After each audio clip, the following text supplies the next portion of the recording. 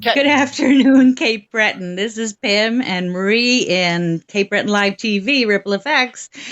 And we are today interviewing the man, Randall James, and he wrote Cape Breton Orphan. That is a very popular book Yay. down here right now. Now, Randy, so Hello. you, as according to the book, you're in BC right now, and we're in Cape Breton. Well, hello. Yeah. Yeah. Is Hello it as from cold Victoria, there? BC. Is it cold Yeah, there? it's cool here. We had frost on the cars this morning. And from the fall till now, we've just had a ton of rain, which is why we're nicknamed the Wet Coast. And we had a little Yes, bit of snow after Christmas, but yeah, a lot of a lot of rain, which is normal. But this year, right. even more than normal. Yeah. Yeah. Yes, yes. And my aunt used to live in Souk, and I know Ah, the weather is beautiful there for most of the yep. year. Yep. Absolutely. Yes. Well, it's Absolutely. cold here today. We have minus 25 with the wind chill, which Whoa. is not typical for Cape Breton, but yes, it's a cold one. Wow. So Lots of I snow read. recently. Yes. Yes, we did. We did Yeah. get a lot of snow, yes. Yep. So I just read your book, Randy, and I see you were born in Ontario. Is Yep. that right? Yeah. Okay, London, Ontario. and you didn't meet your mother until you were 8. Yeah, well, so obviously she What was can in you London, tell me Ontario. about? Yeah, so she was in, London, obviously for my birth, and she was married to my dad, and then she must have taken off at some point. So I had no knowledge of her, Right. until, although there's a story in the book about at some point she comes and takes me and the other kids, I suppose, to Cape Breton Yeah. for a visit or something, because I have an accident on the Mm-hmm. train and I get a scar on my head in New Brunswick. Mm-hmm. But I have no memory of that really. And so the first time I really meet her, it's like the book starts off. Our big line is, I read from back of the book, in 1969, Apollo 11 landed on the moon, and in 1969, I met my mother. I was 8 years old. So that's the first real recollection I have of her. It's just showing up to come and get us. And, in a very short period Right. of time, I meet this woman. I meet her husband, Mm-hmm. and I leave my dad, and we're in the car. And the next thing you know, my sister and I are on the way to Cape Breton, and it was that quick and that strange. And like I say in Yeah. the book at the end of chapter 1, I'm just on autopilot, right? Have no idea what's really going on. There's no real love there. There's no real emotion from my father's side or my mother's side, and that's welcome to your mother and welcome to Yeah. Cape Breton. That's how it starts. Wow. Wow. Yeah. And an 8-year-old mind, I mean, yeah, I Yeah. guess you thought we were just going on a trip. Yeah.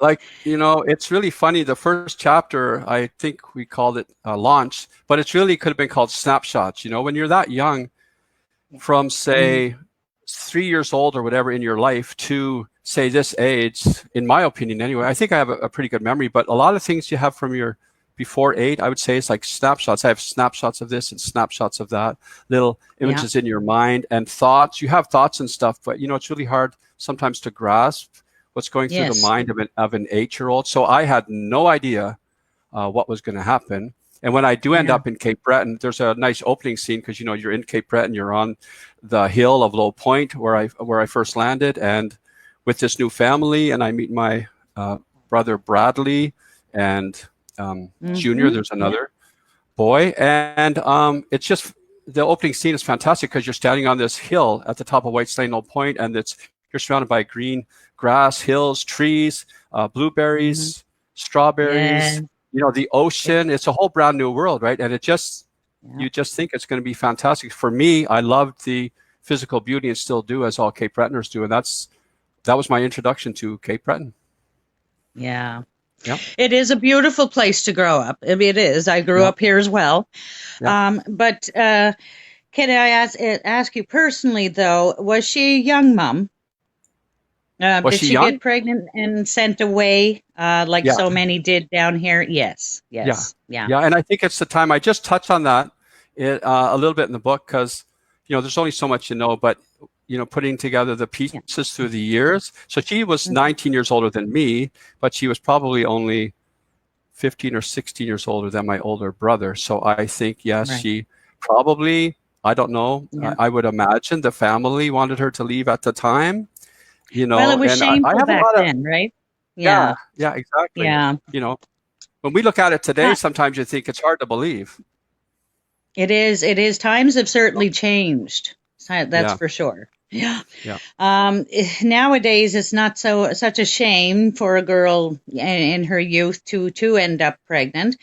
But I yeah, mean, with religion so strong in Cape Breton at the time as well, it was something to yeah, hide back in the day. So I yeah, understand where that started, and many girls have had to experience that. Yes. yeah. So, what else can you tell us about when did you decide to write the book?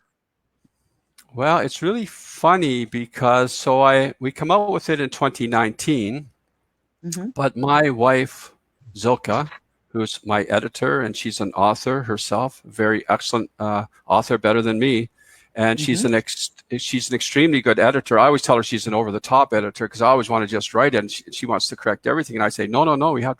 But she has said through the years, she said to me, I want to write your story because she knew a lot of that, right? And she experienced a lot of that, which is going to be actually in book 2. You're going to hear a lot more about Zilka. So she Oh, always there's thought another that, book. oh yeah, book 2. I'm almost finished it actually. It'll come out in either the spring or the fall. And a I lot of see. our Facebook members in our group, we have almost 1,000 members, and they're all excited for book 2. Most of them have read book 1. But she always wanted Yes. to write the story, and she wanted to maybe a lot of memoirs, they are a little bit fictionalized, but I said, well, I just want to write it as is. So that I had the idea for years, and then about 2 years ago, I penned the first 10,000 words, and then last summer, I can't remember what the trigger was for last summer, but anyway, last summer we heard a couple of things, and then we just said, okay, let's write it now, and then we speedily wrote it and gave the first chapters to the people in the Facebook group, and they were reading all the chapters for us and giving us feedback and proofreading and helping us to edit it and everything, and then we were able to bring it out by October last year. So we were kind of pushed to do it, but we thought about doing it for years. So that's what happened.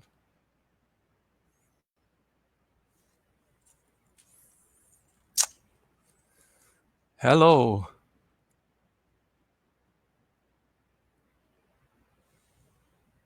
I think One. we might have lost. Sorry about the Hello. technical difficulty, guys. Sorry about that. That's okay. Hopefully we didn't lose everybody. I'm just going to give you back to Pam. We just had a bit of a little glitch there, guys. Here you That's go. okay. All right. We learn as So we I don't know go, how much Randy. We learn as Yeah, we go. that's right. No worries.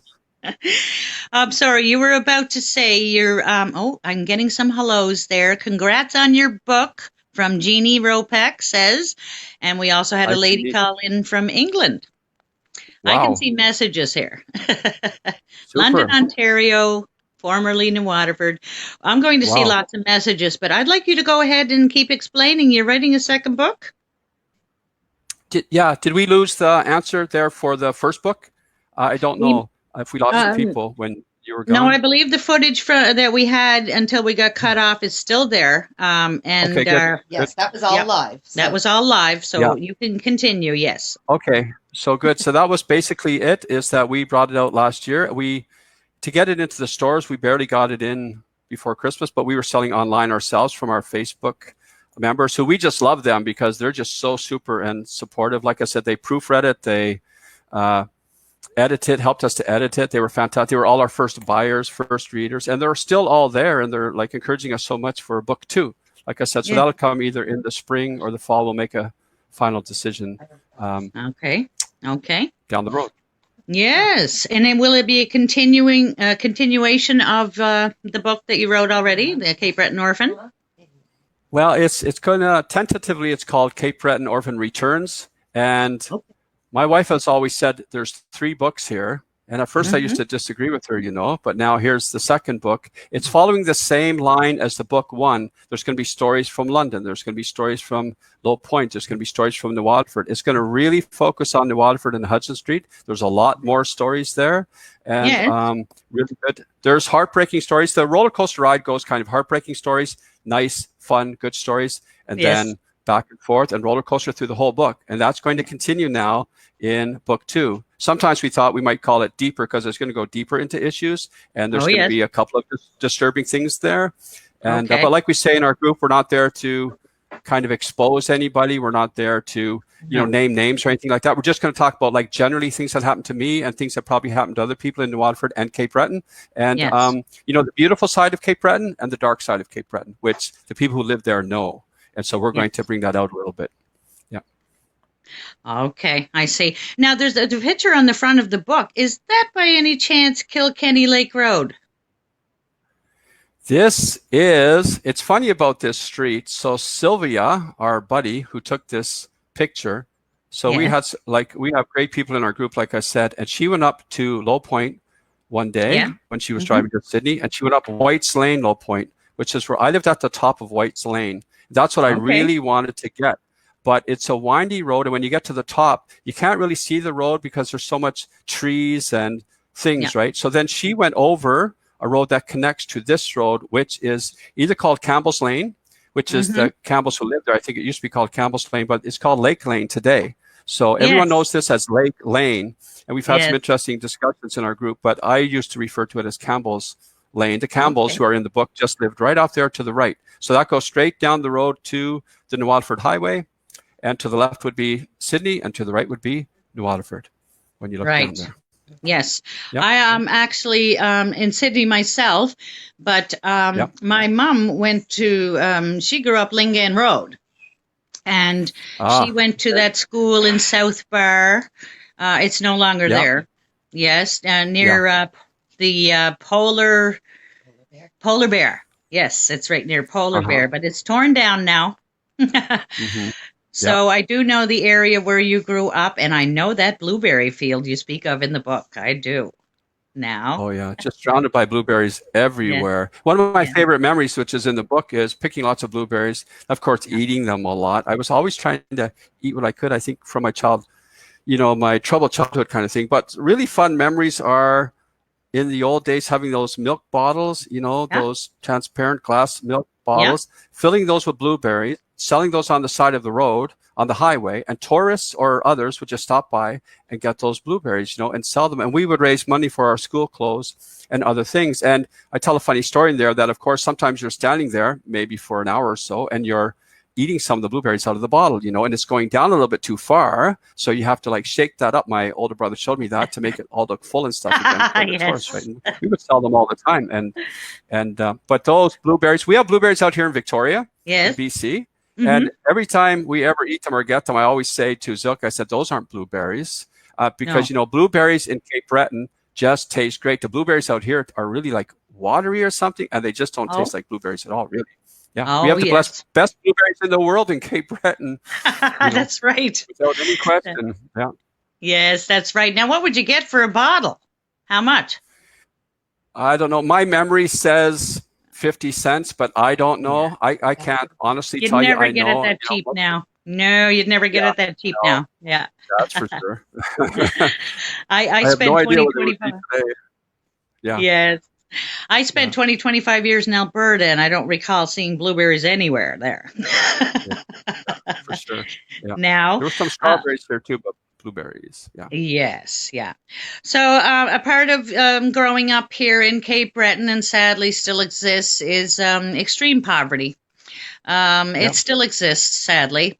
And that's one of the ways, my father and a lot of other men went out to hunt rabbits or deer or something, grow vegetables. My mom had a garden every year. I hear you mentioned that in there as well. I mean, we had to find ways of feeding our families when there's not a lot of income. Yeah. Yeah. Exactly. Yeah. So when I first showed up in Low Point, my older brother Bradley and I, our stepfather at the time put in 3 big gardens, and it was the first time I ever saw anything like this. And we weeded those gardens all the time, every Saturday, my older brother and I. And, and once again, you'd be eating some things as you go through there, right? They would show you how to weed the right things, so you're not weeding, the wrong things, like taking carrots out of the ground or whatever. But we had everything. And our food was, looking back, was fantastic, right? And it would go into the cellar and stuff and feed you all winter. Those are great memories for me. I just love gardens, and if I could have a big piece of land like that, I would have a garden or two, and all the fruit, all the vegetables that you need. And we also learned how to make potatoes in the ground. Like imagine putting a piece of potato in the ground, growing potatoes. We had lots of potatoes in our gardens and stuff, but in the ground, peas, carrots, just everything, turnips, everything. Yeah. Yeah. Yeah. Well, same here. And as a child, you have no idea how little income is coming in. I felt rich when we had food from the garden as well. What the funny thing is? My stepdad actually worked at the steel plant.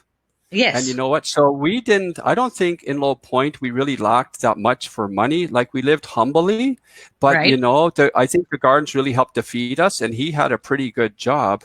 And, sadly looking back, one of my regrets in life is that did not work out between my mother and Johnny, because, it was a great life for kids. It was a stable life. It was a fantastic life. And, probably that we went from there to New Waterford. I say we went from the frying pan into the fire. It's a cliche, but it was totally true. And everything just went downhill for me from there. The instability just increased. And so, poverty is one thing, but parents also have responsibility with what they have to put their kids first. That's right. I would say a message in my book. Yeah. That's right. The reason I brought up the poverty, hon, is because with poverty comes addiction. With poverty comes depression, and that's very prevalent here. Not always their best choices are made. And stealing to get by. That was I hear. No, that was part of your life as well. Yes, I'm not admitting to any stealing myself as a child, but I mean, when you do live in poverty, that does get. There's sometimes bad choices to get by. So I really related to the book because I know many that grew up the same way here. And addiction is addiction was very prevalent in your life too, with your parent or with your mom, and that had Yes, I was a counselor for abuse for a lot of years, abused women and children in Alberta, and I know that the violence and abuse exists more so when you're growing up in poverty because. It's hard. It's really hard. Yes. So our experiences make us who we are. Yep. And I'm sure that everything happens for a reason, but your path has led you to this. And it's so many people are buying your book because they can relate. They can relate to the way you grew up. Excellent. Well, we've had amazing. One of the things I cherish is we get a lot of messages and emails from people who read the book, right? Yes. So as an author, you have that privilege to hear from people. And probably the number one word we've heard from people is emotion, or my story is very similar to that, or my parents. So we hear this a lot. I've got a lot of compassion for people who are poor. I've got a lot of compassion for people who had to steal. I have a lot of compassion for people who had to make tough choices in life. And you have to have forgiveness too, because when you see in my own life, I really basically became an alcoholic through all of that, graduated school. I had a lot of stories in Waterford. There's a lot of, drinking at a young age, getting into all kinds of trouble. And I was probably one of the good kids in our hood, so to speak, and then go off and have no clue in life. And I just became a hard alcoholic. And very quickly, the military was having blackouts and just drinking, going to the beer tents and stuff in Germany, having blackouts. But that's what I saw in my teenage years growing up too, right? Everyone was drinking, everybody's smoking. People are getting into pot. I didn't get into drugs that much, but a lot of the alcohol was my big thing, and it just takes you right off course in life. And until you sort that out, you're not going to really live your life. Yes, you're absolutely right, Randy. And the military as well. PTSD is so prevalent with a lot of our military coming home and whatnot. And that's another reason the addiction can start. As human beings, we're not meant to see all that tragedy in our life and trauma. And that can drive someone to drink too, as they say, oh, definitely. Yeah. So I have an interesting story about that. Pardon me? I have an interesting story about that. Go ahead. When I was in the military, when I came back, when I got posted back to Canada after Germany, I was posted to Greenwood, Nova Scotia, CFB Greenwood. And I got caught drinking and driving, and it wasn't the first time. And my sergeant put me on an an AA course. It was called a life skills course. But when I was on that course, which was a great course, and the first time I went 30 days without drinking, you know, they would start to talk about family and different things. And you're sitting around in a circle and it's coming to you and everyone's talking about their family stuff. And when it came to me, I'm probably there about a week or 2 weeks. I couldn't speak when they said, tell us something about your family. And I couldn't speak. And the teacher realized it, this older man, and then he just passed it to the next person, right? And it was right then and there, I knew I had a big, giant problem in my life. And that course, that 30-day course, I would recommend to anybody take a life skills course, take an AA course, because it might be a moment that opens up your eyes, right? And then I was able to realize over time that my problems were all coming out of my childhood. Yes. Which I had never, ever dealt with in my life. And that's why I was comfortably numb all the time. Yeah. Well, you've certainly come far from that lifestyle, and you've obviously learned to heal through, was it mostly religion, you would say? I know you well, for me, I know you studied a few religions on your path. Well, for me. Go ahead. Yeah. Well, that was really funny. I have a funny Mormon story there. Yes. Because the first church I go to, for me personally, everyone who knows me knows I became a Christian, what you'd be call a born again Christian. So I don't really like to follow all these denominations out there. Not Catholicism, not mainline Protestantism, not Pentecostalism, not Mormons, not Jehovah's Witnesses. We need to have more love. We need to have more grace in all these things. Absolutely, Randy. I totally agree. I never chose a religion myself, but I know back in the day in Cape Breton, as you know, there was a lot of prejudice towards religions. If you were United, they were against Catholics. It was an old school belief system. That's one of the beautiful things about our world today is that we're all learning we got to coexist, no matter what color of our skin, what religion that you choose. We all have to coexist and take care of the planet. And stop listening to the old belief systems of religion and royalty and government, and help each other out. Absolutely. The world needs a lot more love now, don't we? Exactly. Just like the old commercial in the 70s, there used to be this Coke commercial at Christmas time. What the world needs now is love, sweet love. We all know, right? And that needs to be, we need to lead with love, grace, and mercy, and not judgmentalism. There is truth and there is things to search, but we really need to be people of love. We need to be more accepting of each other, yes, and stop judging. You're absolutely right. Absolutely, Randy. Well, it sounds like my message in the book at the end is forgiveness. Forgiveness. For myself, I need to forgive my mother. I need to forgive people who harmed me, and others need to forgive me. And this really is the message in the end of the book, is forgiveness. Even though these things happen to us, I talk about how wonderful my mother was too, and her creative talent was through the roof. Yes. I create games and I do poetry and stuff, and so did my mother, right? She was very similar. Yes. Yes. I mean, and you make do with what you have. So that is a creative mind, to make do with what you have. I can see that your experiences, Randy, have certainly taught you a lot through your years, and that's a credit to you to change your life around and for the better. And I certainly hope that things are a lot better for you now than the way you grew up, because you've had some bad experiences, like a lot of people do in poverty. And well, I always say, and the message is through the book, God is good, and life is tough, but you know what? We will help each other through it. Yes, yeah, because it takes all of us to make the world go around. And we're talking right now across the country of Canada. So there you go, how we can connect these days. Social media is wonderful for that. Yeah. Sure. Yes. Is there anything more you can tell? When is your new book coming out? Well, I'm just finishing it up now. I'm thinking I'll be done in March or April.